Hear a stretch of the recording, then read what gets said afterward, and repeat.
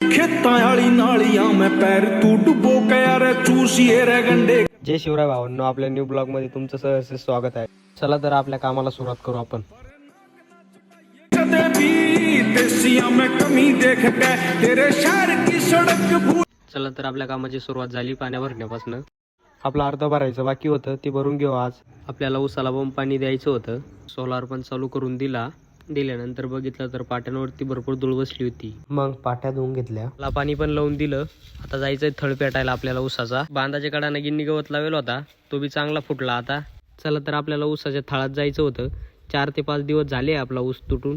आज त्यामधलं 5 पेटून द्यायचंय. त्या आधी घरची मंडळी आमची बसली तिकडे लिंबाखाली, काय गप्पा चालल्यात त्यांच्या येऊ बघून. जाता जाता गिन्नी गवत बी बघितलं, ते आपण नवीन लावलं होतं, बऱ्यापैकी उगलंय ते. मग काय आलो गोठ्यावरती.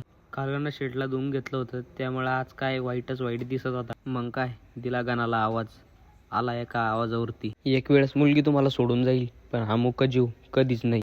गाड्या कोणी गेलो असा हत्यार सांभाळायला वाघाचं काळीज लागतं, ते फक्त शेतकरी सांभाळू शकतो. मग काय आलो घरच्यांकडे. आपल्या डाळिंबाच्या रोपांवरती विषय चालू होता त्यांचा. मग काय गप्पा मारायच्या संपल्यावरती चाललो आपण ऊस पेटायला. आता वारं पण भरपूर शांत झालंय. टाइम बघितलं तर 4:30 वाजली होती. मग काय जाता जाता विहिरीत डोकून बघितलं तर भरपूर पाणी खाली गेलं होतं, कारण की 2 मोटर चालू होत्या आपल्या आज. मग काही इथं आल्यावरती मामाने घेतली 5 आटाची मशाल. बांधाच्या कडाकडाने सगळं पेटून घेतलं. मग मध्ये चालू केलं पेटायला. या साईडनी झालं पेटायचं. आता जायचं गावाकडल्या साईडनी. तिकडल्या साईडचं 5 वाढायचं, जेणेकरून शेतकऱ्याचे नुकसान नाही व्हावं दुसऱ्या आपल्याकडून. मग काय थोड्याच वेळात सगळ्या साईडनी मस्तपैकी पेटून घेतलं. पलीकडल्या साईडनी बाबा पूर्ण कव्हर करत होते आपलं थोड्याच वेळात सगळं मस्तपैकी पेटत आलं. थोडं राहिलं होतं. चला तर भेटू नेक्स्ट व्हिडिओमध्ये.